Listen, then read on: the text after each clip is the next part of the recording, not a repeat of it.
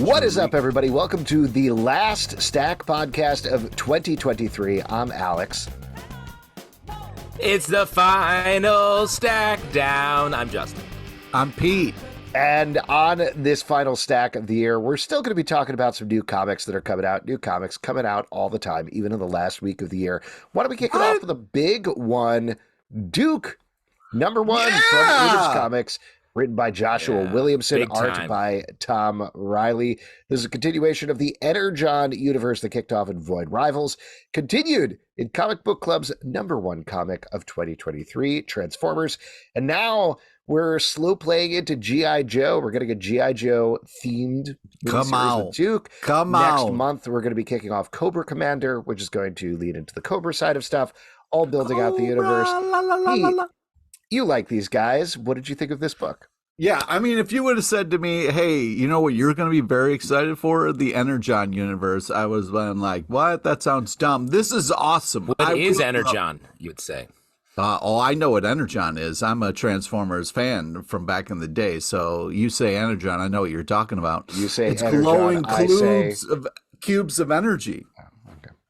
Anyways, this is awesome. I thought this was a great idea for the launch, centering around Duke, who is everybody knows a very famous G.I. Joe character, one of the favorites, and sorry, just to interrupt because I'm not as familiar with G.I. Joe. His powers are like Duke powers, like he has royalty powers that he uses. G.I. Joe doesn't have powers, Dick. Well, but like if they're themed around it. So he's themed around royalty. So like he's very into the royal family. Even though he's an American hero, he kind of has like a British tinge to him. It's like the crown. It's like it's a crown, the princess Di. It's like getting into a lot of fun drama. Mm-hmm. Anyways, you guys having fun? I really like the idea of, looking at this a little bit realistically when it comes to G.I. Joe and having Duke have all this trauma from Cobra. So, of course, he sees the Transformers and he thinks Cobra's behind it. I thought that was such a brilliant, smart move. Very well executed. Sorry, not like legitimately seriously to interrupt. I don't think that's what's actually going on here because Cobra hasn't been introduced into the world yet. It is in this comic, motherfucker. No, I know we get to see that as viewers, but he doesn't know about Cobra and nobody else knows. What was the Cobra. flashbacks to Cobra stuff then? I don't think it was flashback. He was in war, right? Yes, but it was clearly Cobra. I believe that they were called bats, but there was these machines that the Cobra people would get in and kind of like maybe I'm just not familiar with G.I. Joe and Cobra. You're not, and so it's weird that you're lecturing me about this. I understand what you're saying. Yeah, it's war. But it was war with Cobra because we clearly saw Cobra kind of utility, kind of like mech suits that they used. What I like about it is I think you're both a little bit right in that I think Cobra is a shadowy organization that Duke is starting to encounter. So it's there, but nobody knows about them in the larger world. And this, just like Transformers, it feels like our heroes are losing. And they're barely hanging on, and Duke is like way on the out. He reminds me of like Captain America in the Nomad era, where just like on his own, man without a country, trying to like figure out what to do and constantly under attack. And it's a great first issue, and the tone of this universe is the part I'm really psyched about. Well, good. I'm glad that there's stuff for everybody in here. But also, I just wanted to kind of get back to something you said originally. Your opening statement was Cobra is a shadowy organization. And that got ingrained in me so much as a child watching all the cartoons and then the awesome movie with Sergeant Slaughter. I was like, when I got my first real job and they said, yeah, you get Cobra insurance. With Cobra. Yeah, I was like, no, I refuse because I will never work with Cobra. There you go. And you punched him in the face, right? And ran out and jumped out the window? Yeah, exactly. Yep. 100%. Now, my question for you, Pete, is... Yes, sorry. That's your business degree was based on punching. The part at the end of the issue where the Cobra, the blood turns into a Cobra symbol, is that what blood is like for Cobras? It's always like very well branded. Anytime, well, that's the thing, because in the G.I. Joe cartoon, Cobra was such horrible shots, they never hit anything. So that could be a new reveal that if you kill a Cobra agent and it happens to be in snow, their blood will form the symbol of Just to actually clarify about that one, that is a preview of Cobra Commander #1 and not actually part of the issue of Duke, but to answer your question, yes, that's Cobra blood. That's what happens. Speaking as a doctor, I really like this issue as well. I thought the art from Tom Reilly was great. This reminded me a lot of the IDW G.I. Joe run that we like so much from Paul Allure and Evan House. I don't remember the first name of the guy, but that was similarly like taking this big, bombastic, over-the-top concept and giving it a spy flavor. I think Joshua Williamson does that really nicely here. He also is experimenting in terms of form a lot lately. We saw that over in his Superman run as well. And the way that he goes through Duke's trauma and PTSD, I think is really smartly and emotionally done. So very into this book.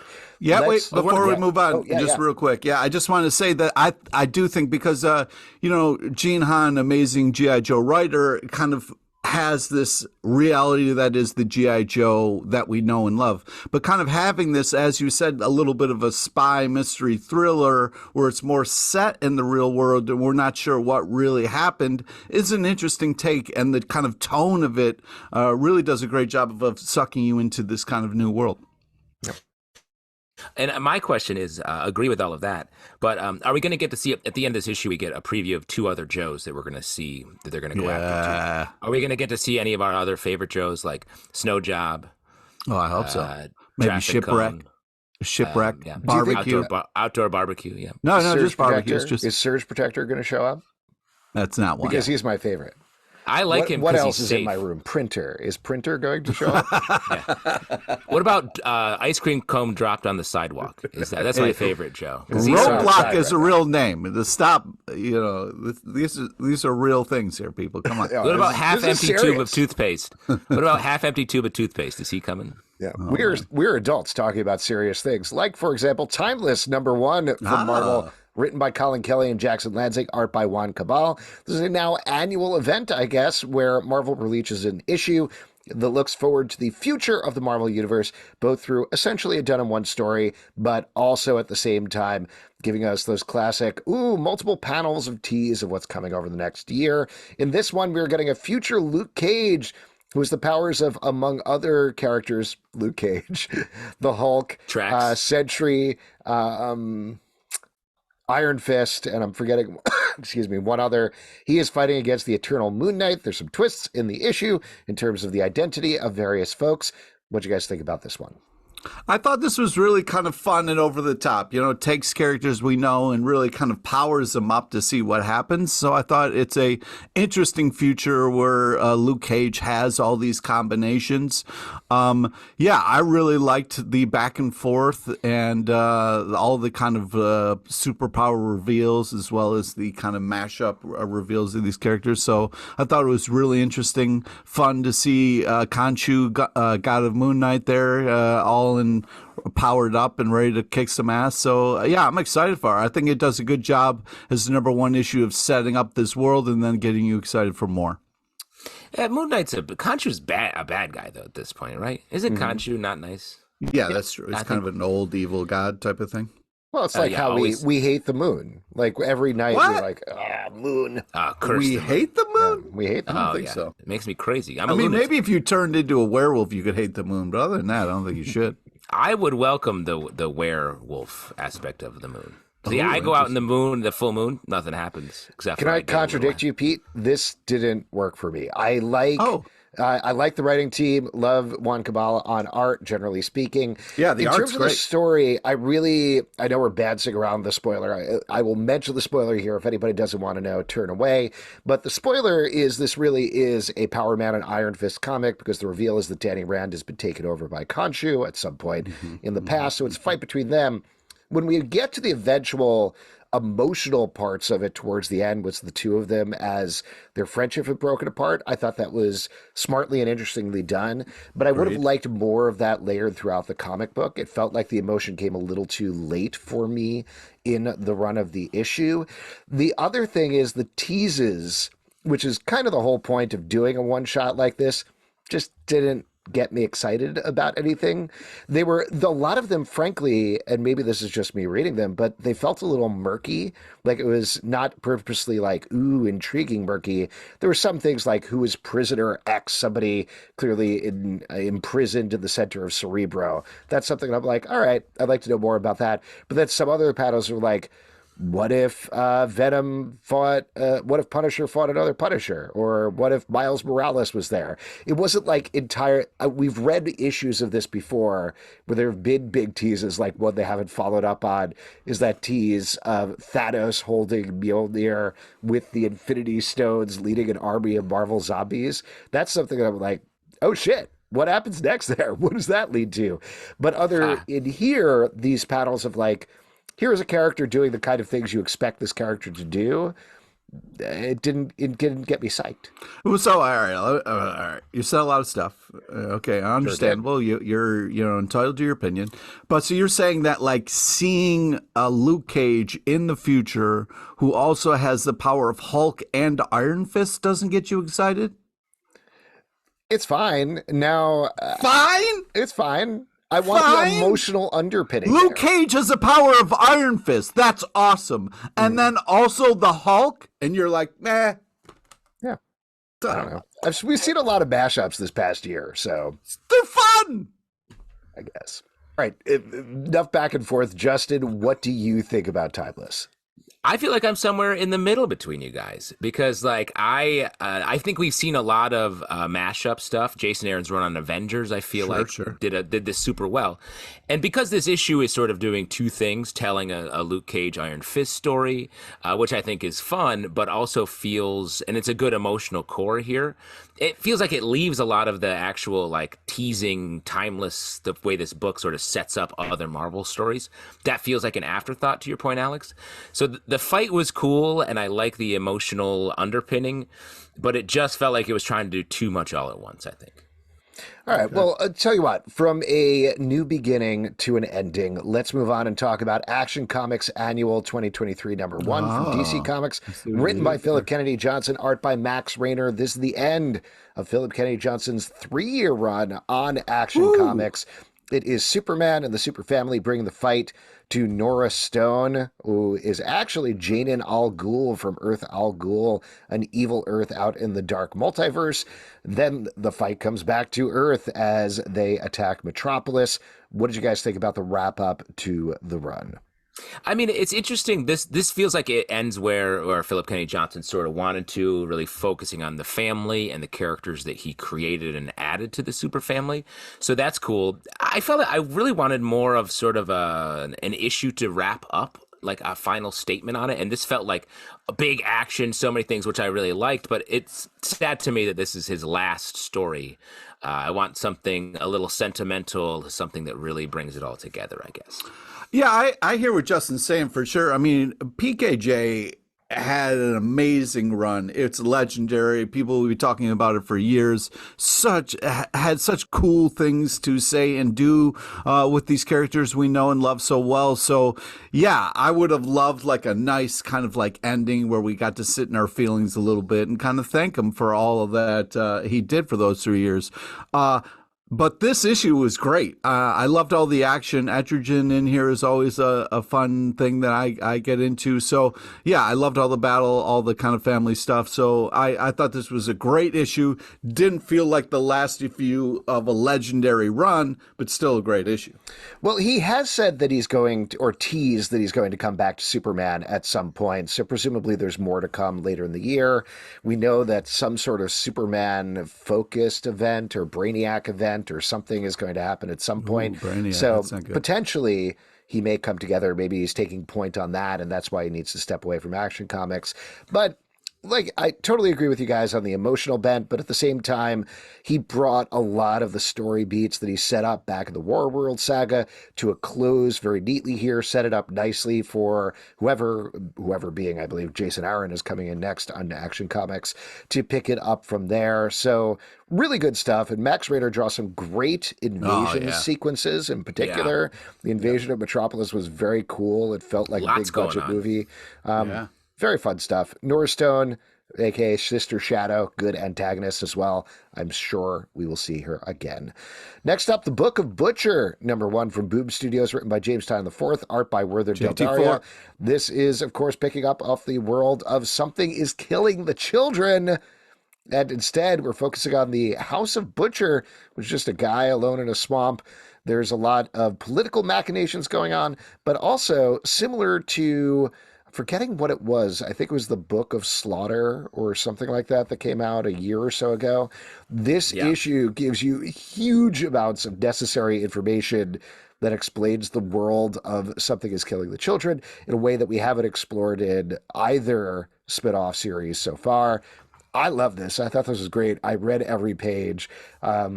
Which you read every page? Wait, every page? No. Well, there's a lot of text pages in there, and normally you're like, that's true. I don't know. Maybe I'll point. I'm low on time, but they're so interesting and so well. You got no written. time for text? Well, it's Take like, some time for text. It's I great. got no time for It's text. reading James Tynion IV's like his Bible, his story Bible for it here, and that's very cool.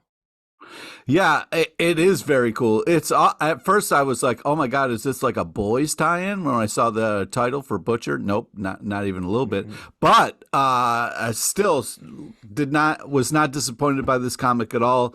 Really loved the kind of sitting in this thing of like, okay, if we have these new kind of people who come up in the ranks, how does it work? Do they train with people? Do they? So it was kind of cool to kind of sit in this moment a little bit with this protege and kind of leader. So I was really impressed with it. And then it kind of takes place in the swamp, which is creepy for a lot of different reasons. So yeah, and it also brings this new twist to the monsters, which is exciting. So yeah, because monsters have just been these horrible things that eat children. So if there is something else to them, that'd be cool to kind of get into that as well. So yeah, love the Pete, fact that we got to spend more time in this world.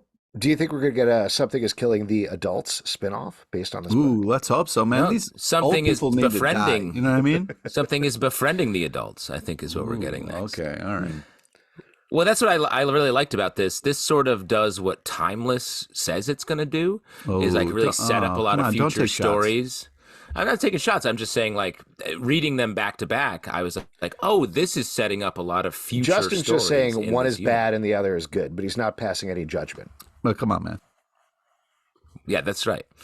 But I think this is setting up a lot of future stories that I think can take place in this universe. We get a lot of interesting details about how, like, the people used to use the blood to like become invisible, I guess, and like use the monster blood. And then a great story about that very directly opens sort of the world into like monsters that we're friends with.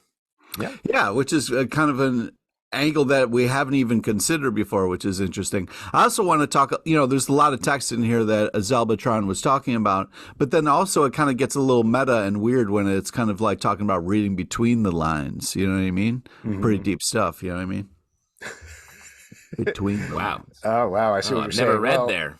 Someone is reading the comics, I have to say, and it's us as we're going to move on and talk about Star Wars Dark Droids #5 from Marvel, written by Charles Soule. Try not to die. I'm trying very hard every day. Good. Art by Luke Ross. This is wrapping up the Dark Droids event, which has brought a new threat to the Star Wars universe called the Scourge. He's taken over most droid life forms and is trying to take over the flesh as well.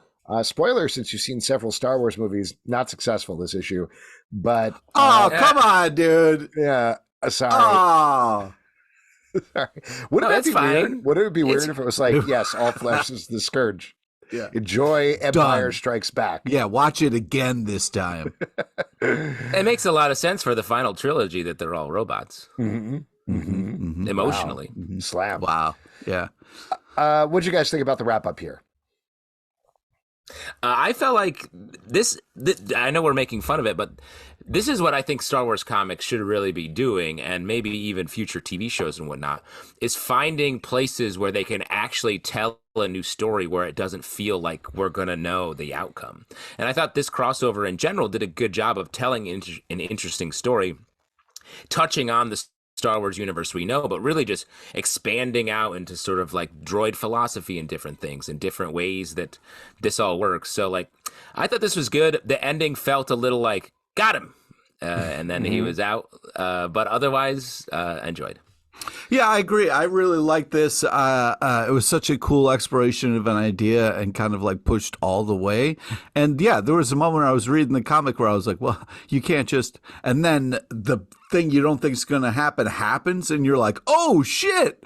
But then it's immediately over because they were like, well, all right, we'll just thrust a sword through this guy. But I just felt like the buildup was great. It was fun to kind of like, get to the edge and be like, you can't do that, but then have it all be okay at the end. I thought it was a great roller coaster ride and fun because it's, something so well, you're like, how is this going to be different? But it did a great job of in between the kind of movies having some fun. I also think Charles Soule did a interesting job with the Scourge as a villain, exploring the idea of what happens when the sentience spreads over hundreds, if not thousands, of different beings. It starts to get fractured by the end. It starts to question what it's doing. There's a whole thing about droid religion as well that I thought was really fascinating. So to your point, Justin, there's a lot more stories they can tell in the Star Wars universe that don't have anything to do with the Skywalkers or anything like that. And frankly, that was the point when those characters came in. I was like, that's not as interesting as what's going on with these droids. So yes. To your point, Alex, you're right. Charles Soule is a really great writer. Thank you. Thanks for clarifying. Way to land the plane, Pete. Alan Scott, The Green Lantern #3 from DC Comics, written by Tim Sheridan, art by Cian Tormey. We're continuing to explore a revised origin for Alan Scott through his LGBTQ plus identity. We, the readers, have strongly suspected / known that the villain he's facing is his old and I believe first boyfriend, who was reborn as his greatest enemy. In this issue, we get the Spectre in the mix. And I'll tell you what, maybe this is one of the best Spectre issues I've read in a really long time. Yeah. It's a character that purposefully is always kept at arm's length, is this godlike being who just comes in and messes things up and leaves. But here it's more the old school, classic, more human identity. And I thought it was a lot of fun. Yeah, I mean, you gave this an honorable mention at the top of the year, so this is your baby. But it's impressive what you're doing with something that we thought we were done with, or at least like I know enough about this character. I thought it was just such an interesting, cool exploration of this character and giving us new information, which is great. And great use of the Spectre, fantastic art and tone to the piece. You go everything from like excitement to heartbreak in this issue, so it's pretty cool. I also really enjoyed the Spectre appearance here. I really liked the Spectre series back in the day, and then when Crispus Allen was Spectre coming out of Gotham Central, I thought that was really cool. Or Gotham City, he was the chief of police, maybe not Gotham Central, but that was the great Spectre, and this feels like taking a character and slotting it in, talking about the issues at play here with Alan Scott, trying to sort of come to grips with the fact that he's sad, misses his first partner, and then finding out and facing the knowledge that I think he struggles with, that this is now the villain he has to fight, I think is just a great setup, and was able to sneak up on the reveal in a way that still felt really earned. Holy Roller #2 from Image Comics, written by Rick Remender, Andy Samberg, and Joe Trohman, art by Roland Boschi. We're following a guy who has come back to his hometown and immediately got into a fight with his old bully, who's basically a straight up Nazi now, beat the crap out of him with a bowling ball. Oof. And now the bully with full law enforcement behind him is once again coming for him in his home. So we get yet another big fight in this issue as we are slowly, I think, developing a superhero, supervillain origin story. I'll say I wasn't the hugest fan of the first issue, though there's stuff I liked. This one straight up felt like Kick-Ass to me. I don't know if it felt the same. Yeah. In a good way. It was so violent. It was like to the skull breaking open stuff that happened here. I was like, oh my God, this takes bowling to a whole new level. Yeah. Yeah, I mean, take that, Nazis. You know what I mean? You're going to fucking be a Nazi. You're going to get a fucking bowling ball to the side of the dome. I thought this was fun, over the top, kind of crazy, which I was hoping for. And, they really kind of delivering on this. I feel like the first issue was setting things up, and this is now kind of, we're getting into the kind of beat of it. So, yeah, I'm excited for more. Pete, how did you feel about the Casey Jones sort of appropriation? I was going to just try to skip on by that. But yeah, it was did have a real Casey Jones kind of vibe to it. He kind of puts on a bunch of sporting equipment and wrecks house, which you can't help to think about Casey Jones, Do you feel mad when you see a hockey player wearing all that sports equipment? You're like, that's Casey's thing. Don't wear that. Not if they're playing hockey. Turtles. You know what I mean? I've seen every Friday the 13th movie with Pete, and he says that every time. He's like, Jason, take that off. That belongs to Casey Jones, Jason Voorhees. All right, well, next up, Deadly Hands of Kung Fu Gang War #1 from Marvel, written by Greg Pak, art by Kaio Machado. Unlike the rest of the Gang War, Shang-Chi just wants to hang out in Chinatown and have everybody leave him alone. Just chill. Chill. Or does he? Dun, dun, dun. Ooh. That's it. That's my intro. Oh, okay. Great. Well, great intro, I would just like to say. Thank you so much. Pete, you're the Shang-Chi guy, I feel like. Thank you. The number one fan on the cast. But let me just say real quick, I struggle with the continuity around Shang-Chi. I feel like it's this recovering from the villain status of his dad and having the 10 rings. And it's just sort of in the middle where you're like, what is the deal here? And I think this issue does a decent job of sort of wandering through that and landing in a place where, slight spoiler, the rings are off the table for him and he gets to go back to just fist-to-fist combat, which I think is actually maybe a good place to sort of just put a pin in what Shang-Chi is.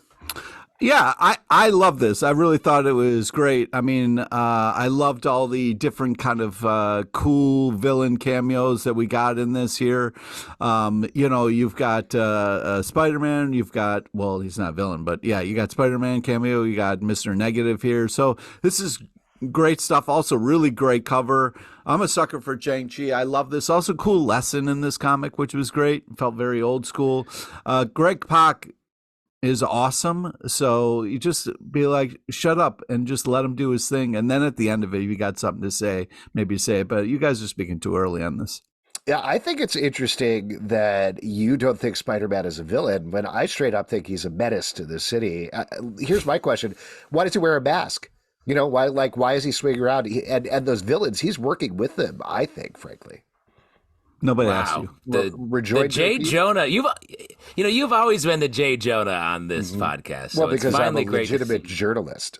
That's exactly right. That's what I am. You're always calling us into your office, pounding on your desk, and demanding photographs of our favorite comics. Get me pictures of me as KJ Appa. All right. Amazon's Attack, #3 from DC Comics, written by Josie Campbell, art by Vasco Georgiev. We are continuing to see another side of the current Amazon conflict as we're following a small team made up of Nubia, Mary Marvel, Yara Flores, and the other one who I really need to find out the name of because she's very fun in this issue. Yeah. But they are being attacked by various villains. They're trying to figure out who is attacking them. We know that Georgia Servada, who is essentially Michelle Gomez, the villain who is facing down Mary Marvel, is behind at least some of the attacks. We get a great prison set action sequence here with her there. But there's some twists and turns by the end of the issue. I continue to absolutely love the series. Josie Campbell is writing the heck out of it. I love these characters, love the mix of them. And Vasco Georgia's art is great as well. A really nice follow-up to Evan Doc Shader over on the new Champion of Shazam series. Yeah, I agree with everything. I'm sorry, Jessica, go ahead. I was going to say, I agree. Like, I like the action here. It feels like a very meticulously sort of drawn and plotted story moving through these different things, but the art is so nice in this. I think just like very clean lines, something that I haven't seen in this area of the universe in the same recently. Yeah, I definitely agree with what you guys are saying. I mean, I think you're undercutting the art a little bit. I would say it's amazeballs. You know what I mean? Zelbatron. Did we not say that? No. Zelbatron said good, and you said nice. So I'm just going to bump it up to amazeballs. I'm going to say nice balls and good balls, I guess, is what I would say. Oh, okay. Well, interesting. But anyways, I love this kind of setup, the Beware of the Golden Apple. I mean, just an unbelievable, like, last couple of panels, just so badass. This is just a lot of fun, and I love this cast of characters that we're playing with. Yeah, amazing story that's well thought out and well executed. This continues to be great. I mean, I know you just said it was an amazing story, but I would call it kind of like more of an amazeballs story, honestly. Okay. All right. Yeah, All right, just fair. to throw it out Fair. there. Yeah. Terror War. Hey, this fight balls has gotten out of control, balls, guys. Let's move on to our next comic ball. Terror War #8 from Image Comics, written by Saladin Ahmed, art by Dave Acosta. We are following a world where these gigantic horrors have been attacking the city, except they're not actually the bad guys. The bad guys are the people who are tapping them for energy. Our heroes have discovered that, and they're trying to fight back against the corporation that is essentially leading to the city to be destroyed. I really like the series. I think it's very fun. Like, it feels like a lost 80s cartoon with some layers of subtext about our current relationship to actual terror wars and terrorism and how we think about it. So I think it's very smartly done with some fun action. I know I've been higher on the series than both of you guys, though, but what did you think about this issue? Yeah, I thought it was great. It continues to be solid as far as all the action, which I very much enjoy. And they kind of get an upgrade to their armor with this one. So excited to see what happens after that.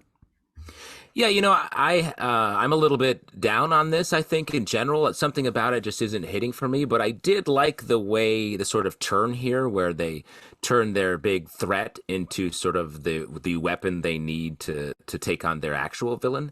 So that was a nice turnaround. It just feels like it's a little slow and a little muddled for my taste. All right, fair enough. X-Force #47 from Marvel, written by Benjamin Percy, art by Daniel Picciotto. We are following the X-Force team as they try to pick up the pieces after the fall of Pick X. up the pieces.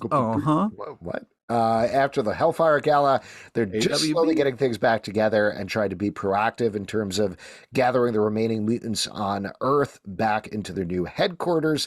We got Wolverine back with the team as well and in the forefront here, though it seems like once again he's running off into his own adventure by the end of the issue.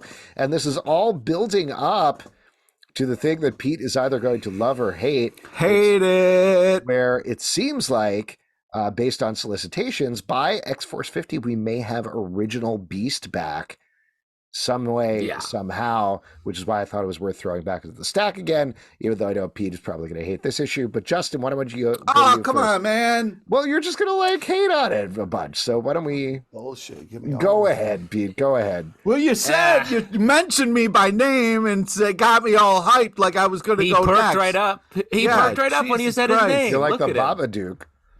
And he is like the Babadook in a lot of ways. Anyways, let me just take that top hat off and get back to business. And a tip of the cap to you, sir. I just think it's one of those things where we had Beast ruin the Wolverine comic that Percy was writing, and that was just garbage. It was just, who wants to see mom and dad fight for a whole fucking bunch of issues? It's heartbreaking. They're supposed to be... Wait, just real quick, Pete, you're saying Wolverine and Beast are your mom and dad? Yeah. Yeah. And wow, that's such a revelation. I'm going to hold on to that. Okay. You know what? Now that I see... what did you think of Mom versus Dad, Dawn of Parents? Were you a fan of that movie? Or anyways, so it just sucks that both their moms were named Martha? That is crazy. Yeah, Pete's grandparents are both. I mean, my main thing about that movie is like build it up a little bit more. You know, like we got a mom movie, have a dad movie, and then bring them together. Yeah, exactly. Anyways, I just think, and throwing cousin in there at the same time, totally unnecessary. Give her that's own movie as well, Yeah. Anyways, I just think it was we already lived that nightmare. The fact that we have to relive the nightmare with X-Force is just kind of dumb. So I'm looking forward to this being over so we can get back to action. What a great comic book review. I'm looking forward to this being over. You mean all of it? No, the fact that Beast is the bad in this comic, again, we just did that. Wolverine, written by the same person, did this whole thing where Beast was the bad and had to fight fucking Beast, and it sucked. So now we got to do this again over at X-Force? I mean, what are we doing? It's the same idea. The arc this is not exactly spoilers because they put it out there. This arc is about them trying to solve that problem. They know Beast is a problem, and they're going to try to figure out no shit. The whole time Wolverine was fighting him, no one thought it was a fucking problem? No, they were busy. How are you not reading the comics, X-Office? Like, you making us redo this fucking same shit we did again. Okay, I'm sorry. I'm being very negative. The art is phenomenal. I think that the Beast thing was a shadowy organization. If only when the Beast got cut, he would bleed a little like Beast face or something. Oh, yeah, that'd be super. Cobra style. Then we would know there's something going on here. But I like this. This remains the weirdest and wooliest of the X books. You got Domino with a wood hand. Everybody flying around in different ways. Like that part is really fun. And we forget that Beast, he's an original X-Man. Like, the redemption of Beast is a story that they have to give a little time and space to. And I think that's why it's moved over here to X-Force. Yeah, I actually like this issue a lot more than the past couple of issues of X-Force, mostly because I think Wolverine really works as a organizing factor for this team. They're sharp. Well, he's sharp, but also having him very specifically step up and be like, all right, you guys have been all over the place. Come on, I'm going to give you some direction rather than it just being this conglomeration of characters who are like, we don't know what's going on. What's happening here? So I think that's a really smart move. And I'm excited to see how they wrap this up. I think it's going to be dark and bloody and interesting. Speaking of wrapping things up, let's move on to one other present here in our stack. Batman Santa Claus Silent Night #4 from DC Comics. Written by Jeff Parker, art by Denny Kim and Steven Segovia. This has been a 4-issue event. Not really teaming up Batman and Santa Claus so much as the Justice League and Santa Claus to fight against Krampus, who has been taken over by an evil entity that, spoilers here, turns out to be Krampus himself in a certain sense, leading to a big fight with a bunch of mythological monsters, and finally wrapping it up in this issue. What did you guys think about this one and the event as a whole?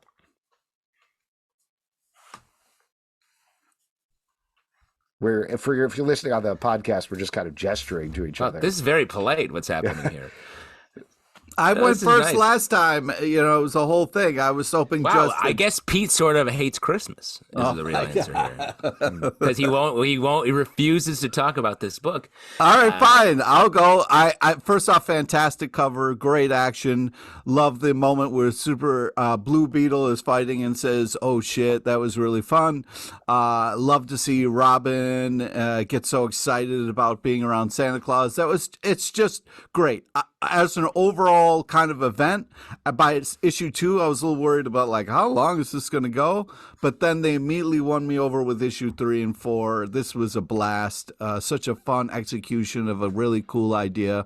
And it was fun to see like superheroes be in awe of Santa. Yeah, the way that Santa's so real in this to the heroes in a way that I thought was done big time in the first issue and maybe the second issue, and then it came back here in such nice small little sweet moments, and I thought that was cool. Krampus, scary looking. Mm-hmm. Yeah. I also really like seeing Damian Wayne have to cry and carry on like a baby, which I think was fun. Overall, I think this was a super fun event as well. It mostly felt like it was building towards comedy bits a lot of the time, which I really can't hate on. Like the Damian Wayne thing was very fun. I do think the resolution with Krampus was weird a little bit, like a little bit strange. But otherwise, because of the way it's sort of like, he's a friend now. Like Santa and Krampus are like, yeah, we're buds. Yeah, but also I think the idea was it was sort of like the darker impulses of Krampus separated from Krampus, and that's what was causing the problem. If I understood, the dark side never wins in your body and takes over you for a little bit. I was looking forward to like what third Christmas character is going to be in here. Is it Jack Frost or what's going on? And it's like, nope, it's also Krampus. No, the Dr. Naughty miniseries that spins out of this, I think you're going to really enjoy. Oh, I can't wait. They doubled down on Krampus. What's up? But overall, very fun idea, well executed. I enjoyed it. Next up, Local Man, number 8, another one of our best comics of the year from Image Comics, written by Tim Seeley and Tony Fleeks, art by Tim Seeley and Tony Fleeks. Our Local Man is still on a psychedelic trip from the last issue and having a bunch of weird encounters with the people in his life, leading to a fourth wall breaking sequence through the end of the issue that really changes the game for everything happening with the plot. This continues, like we said on the live show, to be one of the most creatively done and smartly done comics out there. I was really, really impressed by this. Agree. Wow. I just love this comic. It's so good.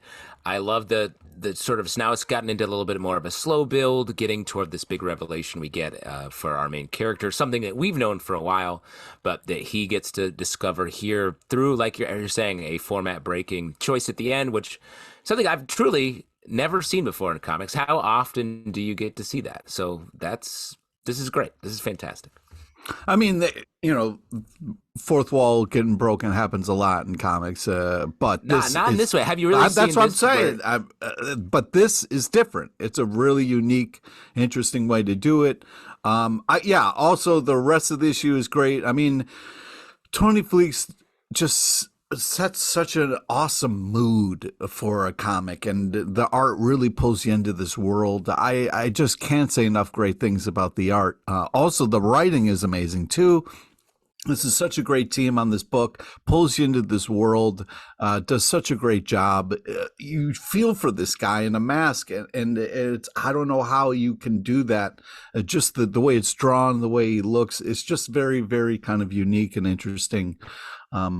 Just really impressive creatively, and we've read so many comics for so many years. The fact that we could get surprised like this is pretty damn impressive.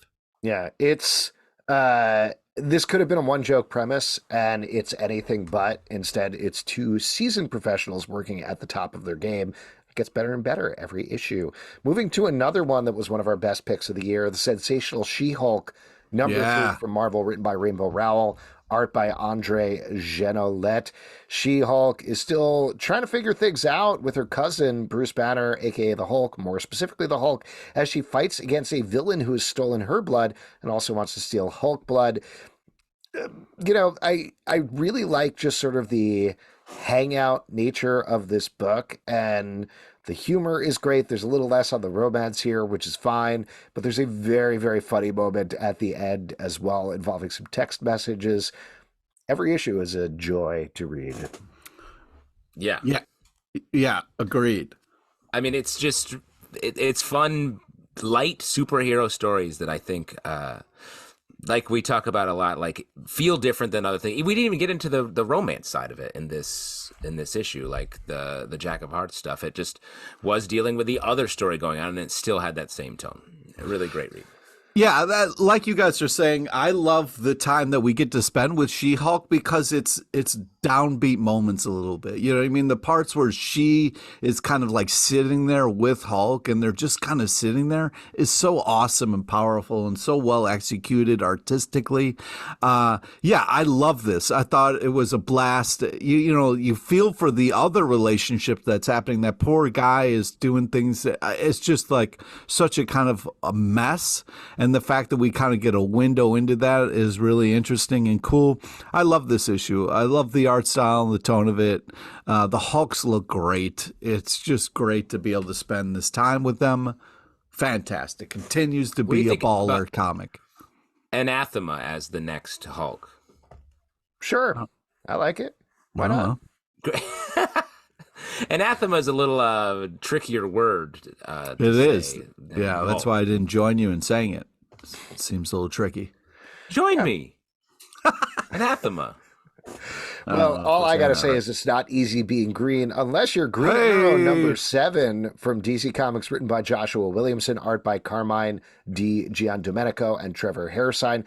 Green Arrow is back in the regular DC universe after traveling through time and the multiverse, or at least he thinks he is. He's not 100% sure, particularly because the Justice League has been disbanded since he's gone. A lot of this issue is taken up with trying to figure out what he's missed and what he can do about it.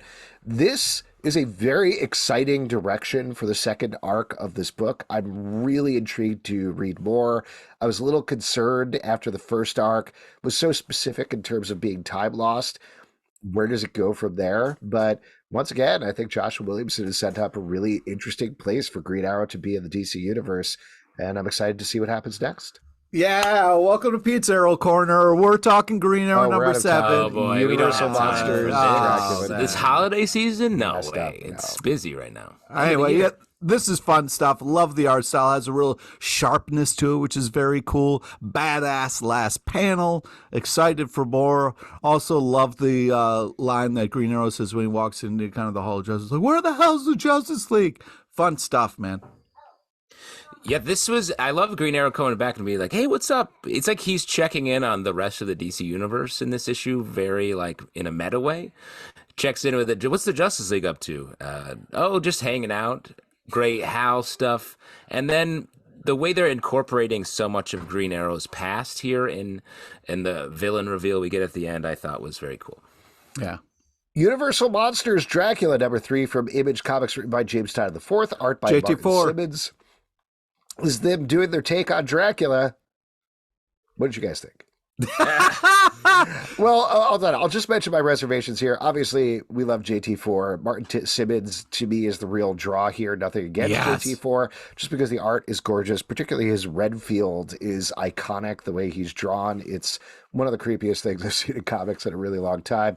But I wish there was a little more something else than Dracula here. Like, we were promised a new, fresh story of Dracula, but it feels like I'm reading Dracula, which I know. So I don't know if you guys feel the same way, if you're getting more out of it. I agree with you. I'm finding it surprisingly over the plate, especially when it's like there's a whole section here where they're like, have you noticed that there are 2 holes in people's necks? I'm like, yes, I know how vampires work. I get that these people don't in the story, but it feels like it's just moving as if this is the first ever vampire story, when in fact it is the 1,000,000th. So that's just making it a little bit strange. I like the atmosphere, and the vibe is really cool. It feels like there's organ music playing constantly in this comic. Yeah. It's just being a little bit, I want a little bit more juice to it when it's in a world we already know and understand. Well, to just jump into what Justin's talking about a little bit, the feel of this comic is creepy as fuck, and it really brings you back to a certain time period, it feels like. And the kind of red panels that they have, these bloody red panels in between stuff, is so spooky. And as Albatron was saying, the Renfield looks so creepy. Just the face is so creepy. I love the art. I could just look at the panels for hours, but we're not getting much as far as like Dracula or, it's just a lot of dumb people walking around saying dumb things like, I don't know what this means. Why is there holes in necks? And it's like, okay, this is the first time for you, but it's really hard for us. So I feel like once maybe they catch up to what's going on, this will be a better reading experience. But artistically, it is super type bananas here. Yeah, I'm curious. This makes me a little apprehensive of the other Universal Monsters stuff that I believe is coming down the pike, just because if this was a Renfield title, I think that would be interesting. That would show us the story in a different way. Here, adding in all of the traditional Dracula characters, we're getting a little bit more of the same, like we've been saying. Predator vs. Wolverine, number 4 from Marvel, written by Benjamin Percy, art by Ken Lashley, Kay Zaba, and Gavin Greentree. Predator and Wolverine have been fighting throughout his entire history, one killing the other, and it all comes down to this as we continue to jump through multiple time periods before one ends the other. I don't want to spoil it, but I think you can figure out who wins. Whoever wins, I guess we'll see. Yeah. Have mercy, Ben Percy, I say, because I think this is really good. It's an episode of Full House. Have mercy. Who the fuck are you? It wasn't a direct Full House. Jesse Katsopoulos isn't the only one that can say, have mercy. Have mercy. Benjamin Percy is going to say, did I do that after this issue of Predator versus Wolverine? Sorry, real quick. What year is it? I've been sick for a while. What year do we think it is? I think 1993, I'm going to say. Perennially. But I thought this was really just didn't need to be as great as it was. Like, I love the multiple time periods, the way that the larger X-Men team came in here from when the like late 80s X-Men team, I guess, when Wolverine's fighting the Predator then. Just a really smart way to tell it, so it's not such a just knockdown, drag out fight. We get to see so many different versions of it. I really like this. Yeah, along with Justin was saying, it was really impressive what they did with this. It could have just been an awesome nonstop fight, which it kind of was. But the backstory and all the flashbacks and the different time periods that we saw was so cool.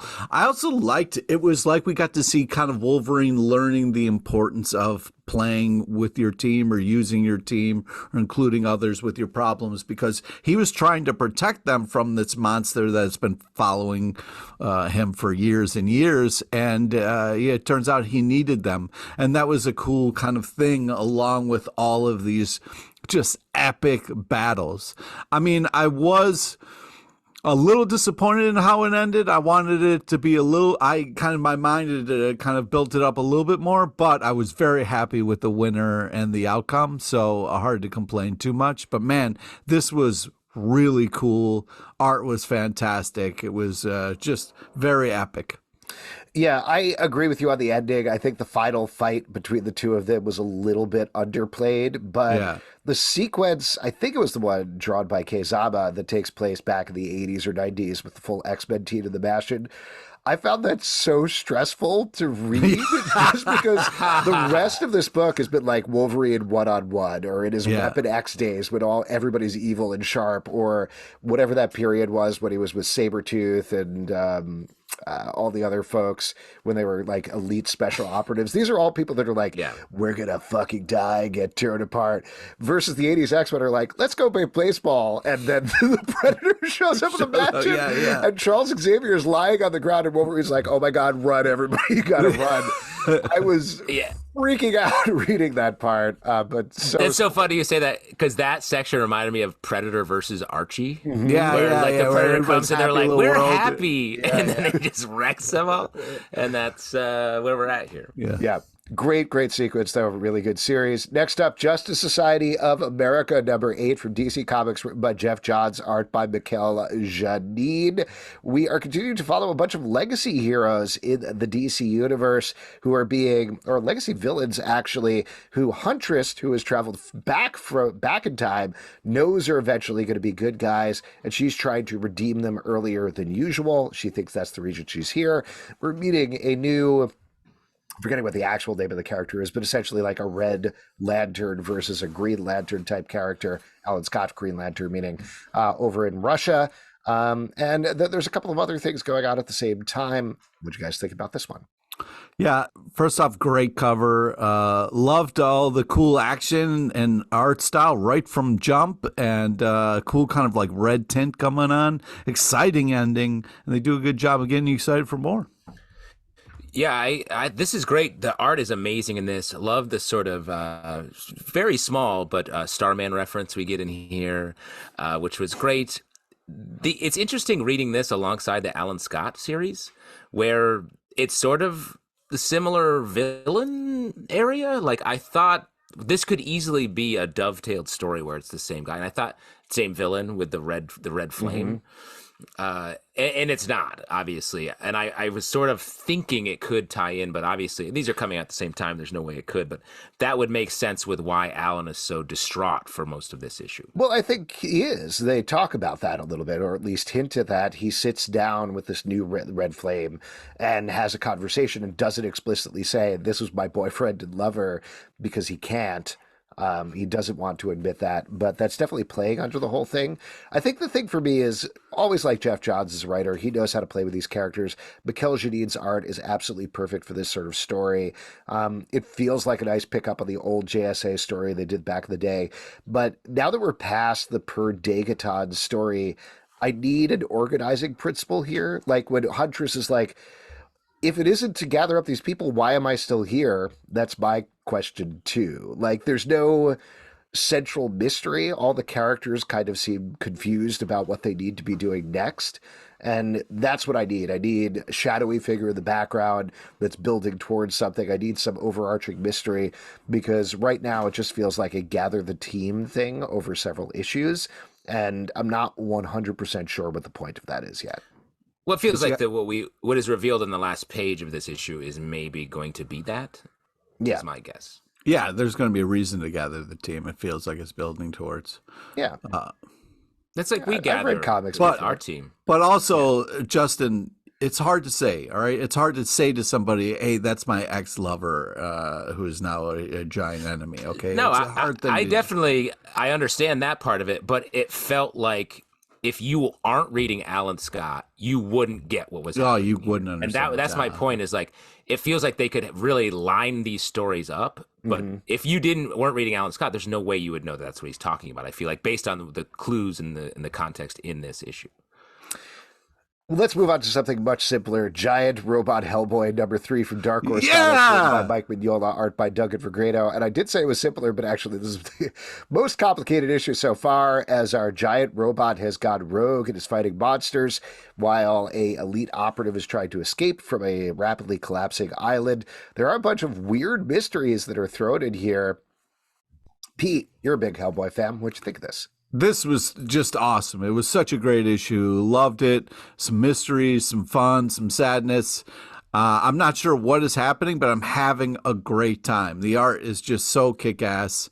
Yeah, we don't know who's controlling the giant robot. Maybe it's Zalbin's ex-lover. We don't know, and he probably wouldn't tell us for a little bit, But yeah, You got to read read the other You got to issue. listen to my other podcast to know what's going on with that. oh man, I refuse. I refuse. But I do think that this is just so epic and awesome, and the art is completely badass. I agree with you, Alex. I was surprised the first two issues of this were like giant robots smash things with no mystery at all to it, just so over the plate. And then this issue, it's like giant robot, not what you think. Woman turning into monster, maybe. Other organizations making confusing choices. I was like, it reminds me of like the Monarch series currently airing on Apple TV, in that it's like there's a much larger mystery here that is suddenly opened up to us. When I'm like, I thought we were just going to see some smashy smash. Do you recommend the Monarch series, by the way? I do. I think you would find it fun. There's a big monster attack, at least once I wasn't an episode. talking to you. Oh, I'm sorry. Oh, I do like it as well. I As think much Alex as has seen Zalbatron? more of it. Not as much as him, maybe. I just Okay. haven't watched as much of it. I feel like there's some hesitation on picking up on. Yeah. Well, why don't we leave that for the screen? Yeah, here's our a other hint. podcast. Pete, it's right next to Ted Lasso on the Apple TV. Yeah, I know, but I never make it past Ted Lasso. So Wow. Ted Lasso, Godzilla's ultimate enemy. Spider-Woman #2 from Marvel, written by Steve Fox, art by Carola Borelli. We have Spider-Woman thrust into the middle of the gang war storyline while she just wants her baby back at the same time. want And my she's baby slowly back, baby discovering back, baby back. that not only do the bad guys of the gang war really want to sell drugs, but they also want to keep her from her baby. What's going on here? I don't know, but to your point, like the addition of the like, they just keep throwing in there, and also you're never going to see your baby, and she also is like, right, my baby, and it just feels right. It just feels like this is. If this comic was happening without the gang war, it would be more centrally focused on that. But instead, she's like, you know who's great at sneaking into corporate offices? Blonde women. And I was like, oh, right, okay. I thought you were upset about getting your baby back. But I like a Spider-Woman comic. I'm excited to when we get to the baby stuff. Well, the hard part is and spoilers for this issue, but she dies at the end, so it's like I don't know what we're gonna get after R.I.P., this. Yeah. Yeah. Yes, I think there's a weird disconnect in terms of the plotting that's going on here. Like we've been saying, if it's just the gag war storyline, would have been totally fine with it. If it was just the baby back thing, which honestly is the stronger emotional hook, I would have been more fine with it. As is, it's doing two things at the same time, and they're just not gelling at all. However, what is working for me is Roland Boschi draws a really good Spider-Woman throughout this issue. Yes. I think you mentioned this with the first issue, Justin, but she's been put in a lot of cheesecake poses over the years, and I think Roland Boschi is specifically avoiding those, like drawing her like a real human being, which I know sounds like faint praise, but it is very noticeable and it's very specific, and it looks good. So there's a good attitude to her that's drawn throughout the issue. So even if the story isn't quite working for me, I think the art absolutely is. The Flash, number 4 from DC Comics, written by Cy Spurrier, art by Mike Deodato Jr. We are dealing with a wild Flash storyline, the likes of which we've never seen before. Flash is encountering new forces that are mucking things up for him. Particularly, he's become really enamored with a strange garden that is inside of a stillness, and the people in his life are starting to wonder exactly what's going on with him while he's gone. There is a eerie, unsettling nature to this series that is unlike any Flash series I've ever read before. I'm really, really enjoying it. It's very smartly done, and Mike Deodato Jr.'s art is so disturbing and upsetting throughout with some of the character creations. Really good stuff. I agree. This has been my favorite Flash story in a long time. It feels like Cy has found a new way to approach the Speed Force or speed in general. And of course, someone who is constantly in motion, like going to a place of absolute stillness, is like Turkish delight, is like something that I think he's going to become addicted to. And you're already seeing little moments of that. So it's a really Chronicles of Narnia reference, Pete. Yeah. Oh, I thought it was a candy. It is a candy. It is a candy. It's a candy so tempting you would be willing to betray your 3 relatives. Real quick, Justin, question for you. Do you think before C.S. Lewis wrote The Lion, the Witch, and the Wardrobe, he had ever tried Turkish delight? I think not, because when we were as kids, we read the Chronicles of Narnia and really enjoyed it. And then we tried Turkish delight. We're like, what the? Yeah. We were duped. Oh my God. It's like rosewater gelatin covered in light bit of confectioner sugar. So weird. Very strange. But I also think C.S. Lewis had other things in mind, as I learned later when he was using Turkish delight as a thing to tempt someone to betray their soulful nature or whatever. But my point is, this Flash is fantastic. Like you're saying, it's creepy, it's interesting, and it's using speed in a way that we haven't seen before. Yeah, there's some really awesome covers here. I love the tripped out art style. Very cool way of showing the speed of the Flashes. Wow. World Tree. You can tell when Pete doesn't like something but doesn't want to say it. He's like, great covers, intriguing. See you later. Staples released in stores. World Tree number 6 from Image Comics, written by James Tynion IV, art by Fernando Blanco. After the huge revelations of the last issue that showed us a tech apocalypse in the future, that's where this series is headed. We are not exactly flashing back, but going back to the present timeline and finding out what is happening to our characters next. I continue to really like this series a lot, but this is an issue. After the last issue was so big and it was building to that, this almost feels like a rest in a certain way where we're resetting and figuring out what the series is now. So not quite as strong as the previous 5 issues, but the art continues to be really strong, and it's certainly not as god-awful as James Tynion IV's Universal Monsters Dracula, which we all agree about. Wow. What the fuck, No, dude? I'm kidding. I'm kidding. He's a writer working at a very high level. So even if I don't, Jesus Christ. Well, actually, let me just say this. I mean, this is kind of an obvious point, but it was something I was thinking about a little bit with Tom King this week for a variety of reasons.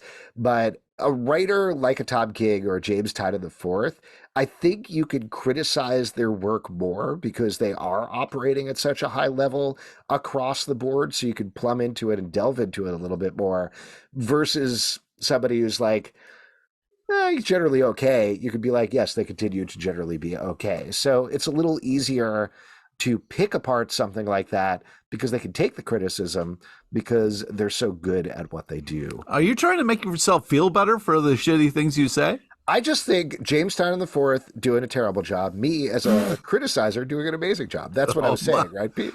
Oh my God, I guess so. Yeah, this Don't is you amazing. criticize my word choice? How dare you? I thought this Criticizer. thought it was amazing art, a little violence, creepy dudes. Continues to be a great comic. This felt like a cool way of doing like the origin of Microsoft. Like a lot of this in the beginning is just like the creepy sort of horror version of that, which I think is fun. And I think you said this on our Best of podcast. It feels like James is building it up to a long story here, and I really like that. I think he has a lot to say about the internet and how what horrors lie underneath it. Oh yeah, man. How about this is a pitch here, a TV show, it's a cop show where they have to solve a murder, and the only way of solving the murder is recruiting a professional criticizer to recruit him, somebody who just like really goes in and criticizes people and stuff. And then they really worked well together so that they get assigned, and then every week they solve a new mystery by the cop doing cop stuff and the criticizer just... Stop really trying to cast yourself in vehicles. You fucking stop trying to pitch stuff. Just because Justin works in Hollywood, you're not going to impress him so much with your ideas that he's going to write a pilot around your strengths. I feel like your strengths. I feel like the difference between a professional criticizer and a quote unquote amateur criticizer is not a vast sea. I think there could be a really fun scene early in the pilot, just to pitch it to you, Justin, because I know you do Hollywood stuff, where the cops are sitting around, they're like, how can we possibly find somebody that can criticize stuff? We got to find somebody who really knows how to criticize stuff. That's everybody. It's up to my mother-in-law. Huh? Justin already wrote a better pilot from what you were pitching. That's why he's Hollywood and I'm Broadway. I wanted to talk about how I'm Hollywood, you're Broadway. Yes. And Pete is Central Southern Pennsylvania. That's right. Repping the cornfields. Just wandering through cornfields, picking up corn. That's Central. That's the rest of the country, right? Other than Broadway and Hollywood. Criticizer about to face some criticism. Jesus Christ, guy.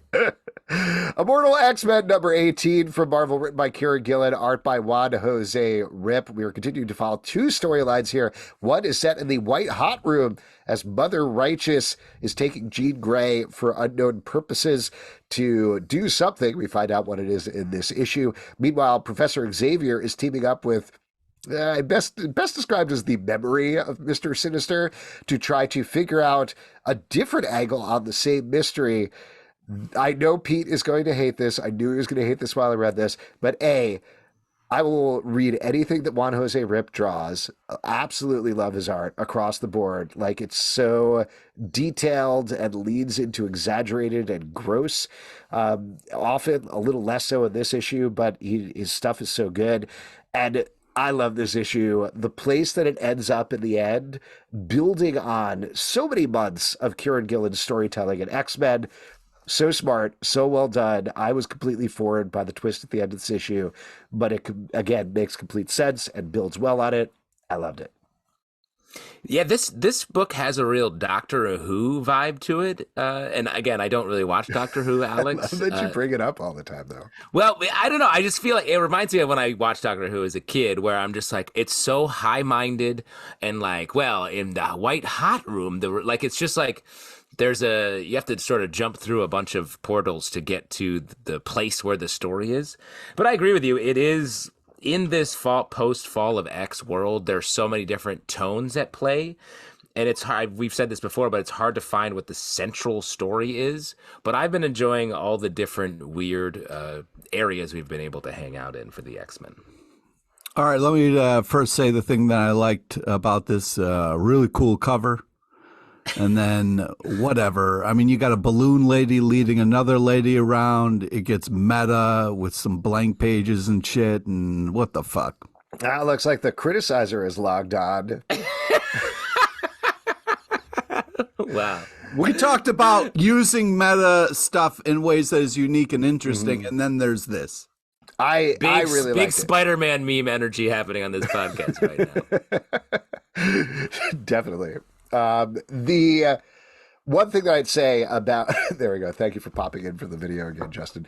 The one thing that I'd say about this, without getting too much into spoilers, you were talking about being not knowing what the central book is. Without mentioning what happens here with Mother Righteous, with any of the other characters, this is the central book, because this is very much setting up what the final conflict is going to be based on the solicitations for specifically Fall of the Powers of X, which is one half of Rise of the Powers of X, Fall of the House of X. I don't know. This book's in trouble when we can't even say what's happening. Whatever. Kieran Gillen's book, which takes place in the future, is going to be leading directly off of this and sort of the end point of what happens to the X-Men and Krakoa era.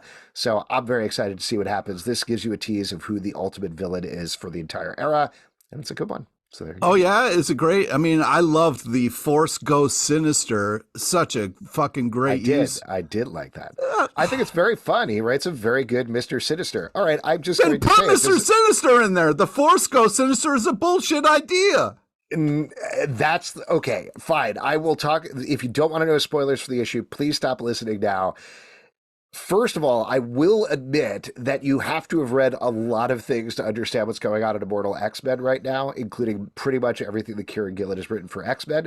Does the magic balloons make sense? The ultimate villain of the Krakoa era is going to be Nathaniel Essex, a.k.a. the original Mr. Sinister. Whoa! Wow! Wow. Not worth it. That's what you just asked for. Like 5 seconds ago, you're like, why can't we have the real Mr. Sinister? There you go. It's happening, baby. My little baby. Oh my God. I love glowing balloons. I think artistically they're great, and I will follow them anywhere. There's a feint here. There's a feint of one of these 4 Sinister clones is going to become the Dominion, the thing that is all of the universe. They're going to take over the universe. So we've been we get to watch as this balloon So we've been slowly checking off which Sinister could be, counting down to it. That's been a central mystery. When, of course, why would Nathaniel Essex, the man who created these Sinister clones to begin with, be like, yeah, one of you become a Dominion when he could do it? It makes sense. You think you're selling me on this, but you're making it worse. I'm explaining it. The more you talk about it, the more I hate it. It sounds worse the more you talk about it. Sorry, real quick, can we just clip Pete's reaction to Nathaniel Essex? Because I think that's a great just general orgasm noise that I want to be able to use in some of my Hollywood productions. Yeah. Glad to help, Hollywood. Yeah. Wait a second. That man is organizing, or never mind. I don't know. I lost it. Moving on. The Penguin #5 from DC Comics, written by Tom King, art by Raphael Dell'edera. Now, as I was mentioning earlier, it's really easy to criticize Tom King because he's a dumb piece of shit who doesn't know what he's doing. Oh, right, my Pete? God. Wow. Don't say that. That is not true on any level. The man has written some of the best comics, arguably, of all time. The Penguin is my favorite thing that he's writing right now. It's yeah, phenomenal. You mentioned honorable mentions. I know. This issue is really good. I'm just riling you up at this point for literally no reason, Pete. Great. That's how we want to kick off 2024, is with a very angry Pete. What I love about this that isn't working for me as much about, say, Wonder Woman, is the clarity of focus going on in this title, that each issue brings us closer and closer and closer to Penguin coming back to Gotham City and trying to take it back. It's a multi-issue arc that he is being so careful with. Here we get a new type of muscle from a character we haven't really seen before, who is coming into Penguin's team. Each character, because we were spending time with them, has a very different feel to them, and the tension as we get farther and farther away from that initial scene of the first issue where Batman and Penguin are essentially dying in the Batplane, they're drowning in the Gotham City River, makes me more and more nervous about how we get there and how that happens. This is great. This is a great crime comic book, a great superhero comic book. Raphael Dell'edera's layouts and art are perfect. Love it. I agree. It's so good. This reminds me of like the Mr. Miracle stuff, the Human Target. Like, it's so meticulously planned, able to switch into different characters' points of view. The the character the villain we're following here, he lets the narration just be so wrong all the time, and so like you can just see through it, and that's just really next level writing. I agree, this is one of my favorite Tom Kings as well. Yeah, I mean, love the Black Spider stuff, so badass. Love the art, love the Batman showing up panel, that was really cool. The problem I'm having is the buildup of, you think Penguin's awful, and then each issue shows you how dark and horrible he is, and it keeps getting worse as we're getting to Gotham. And I'm just like, I don't know how Batman's gonna fucking deal with this, man. This is fucking some dark shit. So yeah, I'm very nervous, but I guess that's all Tom King's plan, so I guess doing great. And I also wanted to give one shout out to, we get to see the Penguin's kids a little bit in this issue, and they're very insistent how little they are like the Penguin. But when his daughter hits somebody with an umbrella, it makes a whack, whack, whack sound effect. Just a funny joke in the middle of the issue that ties into the character. Very smart.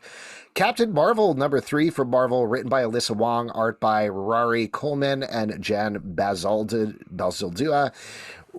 Captain Marvel has been attached to a new character, a thief who has certain powers.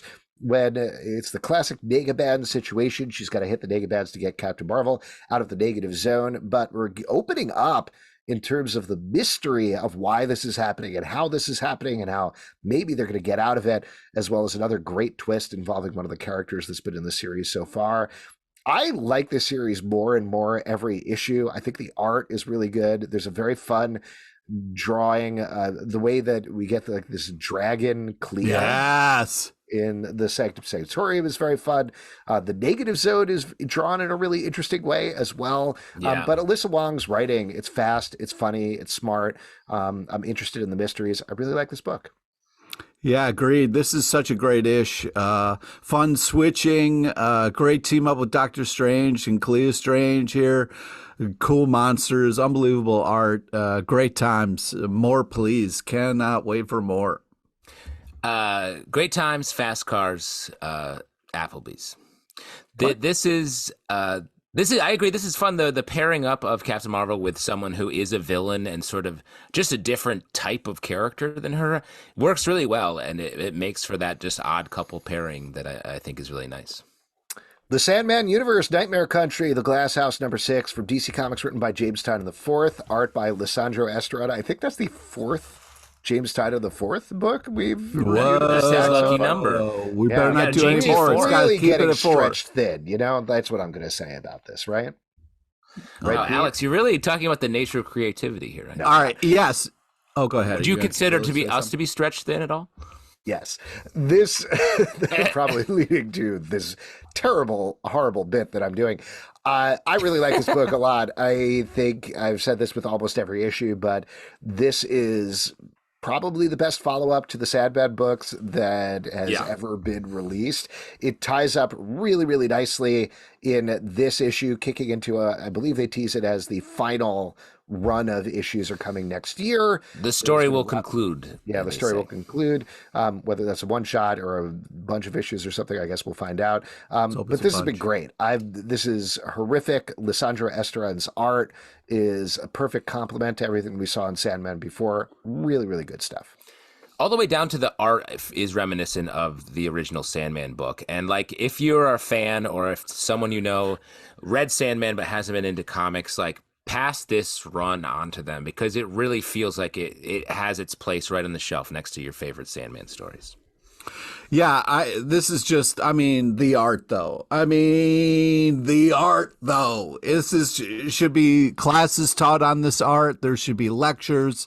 This should be hanging up. You throw the lectures. Mona Lisa on the ground and put this up in its place. This is just unbelievable art. And I don't ever want to leave this world. And me and JT Sizz both gave it honorable mention because it's that good. And I left it off because you guys had already put it on there, but I agree. So okay, good. There you go. All right, why don't we move on with Universal Monsters Mona Lisa #1 from James Tynion IV. Carnage #2 from Marvel, written by Torrin Grönbach, art by Per Perez. Carnage is building up a new cult around himself and gunning directly for Flash Thompson, who's really going through it lately. This doesn't pick up directly on the end of the last issue, which I felt a little bit like you, Pete. That threw me a little bit because I was expecting something following up on the death trap that Carnage set up in Times Square. Instead, we jump forward in time a little bit and see the repercussions of that as our characters continue to spin out. What do you guys think about this one? Yeah, I mean, this is, first off, like, creepy ass last panel, and that Carnage, man, people shouldn't be allowed to keep starting cults over and over again. You know what I mean? Like, somebody should really look into it, and then you're done. That's it. But this continues to be gruesome and gross, but also really fun. I also like the bit about mom and dad without parents, so that was fun. Or without pants, I'm sorry. Misread my own handwriting there. Wow. You had that written down? The moment where he didn't have pants and the mom was like, "You gotta go," that was fun. Yeah. Pants LePage, as we've always called you. The Flash Thompson stuff, I just like where this is reset the symbiote world a little bit, where it is a little bit more down to earth. I really like the description of like the symbiote itches and things like that. It feels like we're getting back into the more visceral nature of Venom rather than the big universe spanning storytelling. So Venom and Carnage.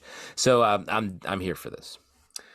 Titans Beast World #3 from DC Comics, written by Tom Taylor, art by Lucas Meyer. The world is being turned into beasts from spores that are coming from Gar Logan, aka Garo, was turned into a giant Starro. We get some big moves from various characters here as the Titans lead the fight to try to save Garo and try to save the world. And at the same time, Amanda Waller is making some moves in the background as well. What do you guys think about this one? Yeah, I mean, Lucas Meyer's art is just absolutely fantastic. It's really fun to see Black Adam as this kind of like lion creature. Power Girl turns into this kind of like flaming hawk type thing. This is just fun shit. I'm enjoying this event, and the art is super tight bananas. I love when the stars go in their mouths. Mm-hmm. Yeah, you like that? It's scary and gross. Yeah, Imagine food going, like we eat food. I do. But imagine it was like the food was eating us. Whoa. The way that this, I just feel like this story is a little bit all over the place. I want it to be more of a condensed story. Like the book we're going to talk about in a second pushes the story forward some, but it just feels like we have to pay attention to so many different things to sort of get the crux, when I want just a lot of beast fights and a lot of people transforming all the time, I think this is a 4-issue event, right? So it's almost wrapped up at this point. I wanted more of it. It feels like a Tom Taylor 12-issue style deal that he condensed. So to your point, there's a lot of stuff going on here. I also curious to get your guys' beat on it. Clearly, DC is telling some sort of Uber story with Amanda Waller that's stretching over multiple events. There's some sort of trinity of evil thing is coming later next year at some point. That's probably going to continue that in some way. How do you feel about this? Because I don't know. I'm not sold on Amanda Waller being the big bad of the DC universe. My issue is she's just a little overexposed. We just have a lot of her in the back couple pages of a ton of different comics being like, well, now we'll get them. And I'm like, come on.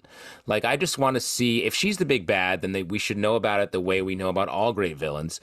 Someone should bleed and her face appears in the blood at the end, Well, I think here's the thing. There's kind of two parts to this, right? If we have an amazing Amanda Waller story, then we have the greatest actress in the world who can play that. You know what I mean? So I feel like DC is kind of being like, let's get some fucking Amanda Waller stories going here. So like, I don't know. I don't like Amanda Waller as a character. So, I'm not excited about this, but I can understand somebody trying to be like, let's get more Amanda Waller. Here's my theory right now. It's sort of a twofold theory. I think Amanda Waller is a weird big villain for the DC universe. The moves she's making where she's like, I'm going to destroy the entire world in order to prove that superheroes are bad so I can get rid of them so my heroes can come in instead, is weird. It's also, what is the end result here? Superman punches her so hard she explodes and they win the day or something like that? Or she gets in some sort of anti-monitor uniform and takes over the world? I don't think any of that's going to happen. I think there's going to be a twist here, and she is not who she says she is. She is some other character. My best guess, and this is coming off of the casual mention of, she's been pretty weird since she got back from Earth 3. I don't know what happened there. Is there's got to be some sort of, that's the crime syndicate Earth, right? And they have to have some sort of Martian Manhunter character. So I have to assume the whole Uber story here is some sort of like crime syndicate. Oh, I think they're Earth 2, actually. So maybe I have that wrong. But like, right. It has to be some alternate Earth invasion type thing, shape changers, something like that. I don't know. It just feels like there's some other step there, because having Amanda Waller take on the entire DC universe, I don't know how satisfying that is, but I guess we'll see. Avengers Inc. #4 from Marvel, written by Al Ewing, art by Leonard Kirk. This is the second to last issue of this title. We're getting some big revelations here. We the readers know that Hank Pym is back, and he is building up a cadre of villains to help him out in something. We find out exactly what that is here as he reveals all to Janet Van Dyne, aka the Wasp, and also our Victor Shade character that's been following her around, leading to yet another twist. I'm very sad to see this series go, but it seems like they are actually going to wrap up all the central mysteries going on here, so I'm happy about that at the very least. Yeah, I thought lots of twists and turns. Go ahead, Pete. Yeah, just fun last panel, great story and art, cool team. So with Moon Knight and the other villains, yeah, excited to read more. It was fun, all of the power that juggling gets in this comic. Real juggle heavy, which, you don't always get. But it is sad to see this go. I know you really love this, Alex. I like the sort of noir-y nature of it and the flips and flops and twists and turns that are part of it. Flipsy flopsy. Yeah, last thing that I'd say about this is, if you're curious about the series, you don't have to, but go back and pick up the Ant-Man series that Al Ewing wrote. It's a really good tee-up for this. The Wasp series, a little less so. It doesn't feed in quite as directly, but that series was great as well. So I was happy to see some elements of that come back here. Last but not least, Titans #6 from DC Comics, written by Tom Taylor, art by Travis Moore. This is picking up off of the events of Titans Beast World #3, but we're focusing on Starfire as we get a, Under Siege, I guess, the old Avengers event, not the. Oh, okay. I was going to say, I was like Steven Seagal. But with Titans Tower as they are attacked by a bunch of villains. Somebody gonna jump out of a cake. Another big twist. Lots of big twists this week that reveals a character we thought was one thing is actually another thing. What you guys? Yeah, that was. I thought that was really well set up, where we kind of got this, a story, this backstory in the beginning, and then really ties back in such a kind of well done way.